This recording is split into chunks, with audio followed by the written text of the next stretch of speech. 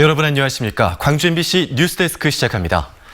광주시가 병상 부족으로 어려움을 겪고 있는 대구 지역의 코로나19 확진자들을 광주로 데려와서 치료하기로 했습니다.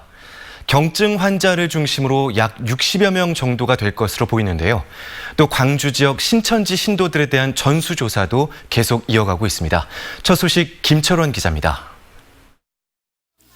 대구 경북 지역의 코로나19 확진자들이 폭증하면서 중증 환자들이 병실이 아닌 집에서 대기하다 숨지는 일이 잇따르자 광주시가 팔을 걷어붙이고 나섰습니다. 코로나19 확진자들을 광주로 데려와 치료할 수 있게 하겠다는 겁니다.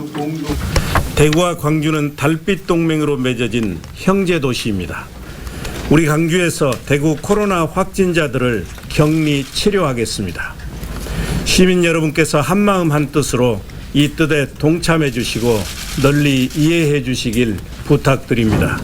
다만 경증 환자들을 중심으로 받을 예정이고 이송 과정에서 추가 전염이 없도록 철저히 관리하겠다고 덧붙였습니다.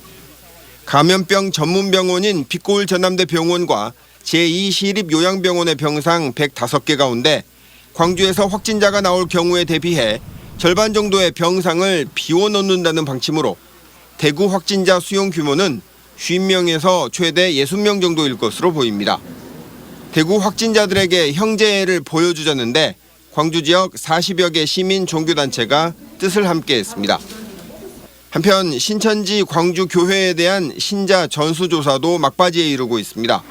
지난주 24,883명의 신도 가운데 1차와 2차 전수조사에서도 연락이 닿지 않은 신도 28명을 경찰이 추적하고 있습니다.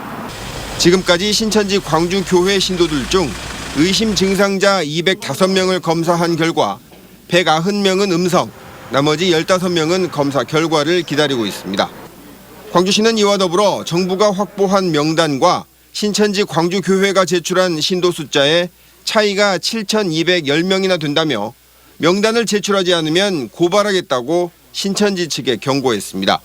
신천지 교인과 교육생 미제출 명단을 올까지 제출하지 않을 경우 감염병 관리 및 예방에 관한 법률에 따라 고발 조치하겠습니다.